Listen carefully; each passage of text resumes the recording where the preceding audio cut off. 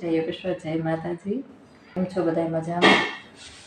અને આજે જો આપણે રેસીપીમાં બનાવવાનું છે રીંગણા અને મેથીનું શાક।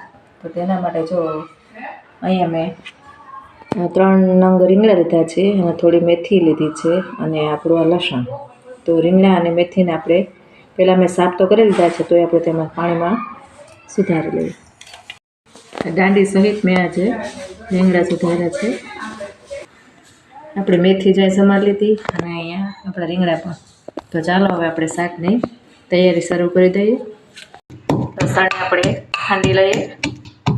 થોડીક આમાં મેં ધાણાની ચટણી પડી હતી તે અંદર એડ કરી દીધી છે। લસણ આપણું ખંડાઈ ગયું છે। થોડીક આમાં ધાણાની ચટણી એડ કરેલી હતી તે મેં આમાં એડ કરી છે। જીરું એડ કરી દઈએ, 1.5 ચમચી હિંગ અને આપણે જે રીંગણા સમારેલા તે હવે આપણે આમાં એડ કરી દઈએ। આ શાકને આપણે ચૂલા ઉપર બનાવ્યું હોય તો ટેસ્ટ બહુ મસ્ત આવે, વધારે મીઠું લાગે। મીઠું એડ કરી દઈએ આપણે, 1 ચમચી હળદર અને ધાણા જીરું।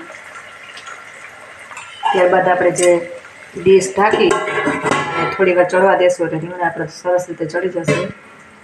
માથે થોડું પાણી રાખી દઉં એટલે અંદર વરાળથી રીંગણા આપણા બફાયા કરે।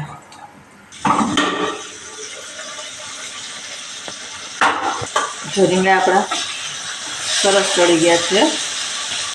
લસણ મેથી સાફ કરેલી હતી તેમાં એડ કરી દઈએ,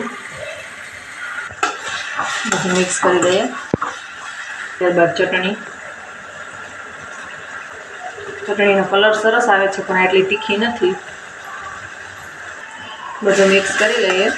ત્યારબાદ આપણે શાકમાં જેટલો વઘાર કરવો હોય એટલું પાણી એડ કરી દેવાનું, કેમ કે આ શાક રસાવાળું હોય તો આપણે રોટલા સાથે ચોળીને ખાવાની મજા આવે।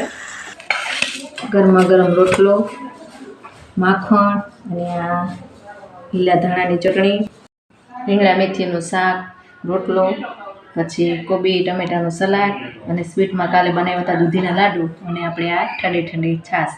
ચાલો તો જમી લઈએ અને તમે પણ ચાલો જમવા। અને ફ્રેન્ડ્સ, અમારા ચેનલને લાઇક, શેર અને સબસ્ક્રાઈબ કરવાનું ભૂલતા નહીં। તમે પણ આ રીતના કાઠિયાવાડી સ્ટાઇલથી રોટલો અને રીંગણા મેથીનું શાક બનાવજો અને કોમેન્ટમાં કહેજો તમને કેવું લાગ્યું। આવજો, જય માતાજી, જય યોગેશ્વર।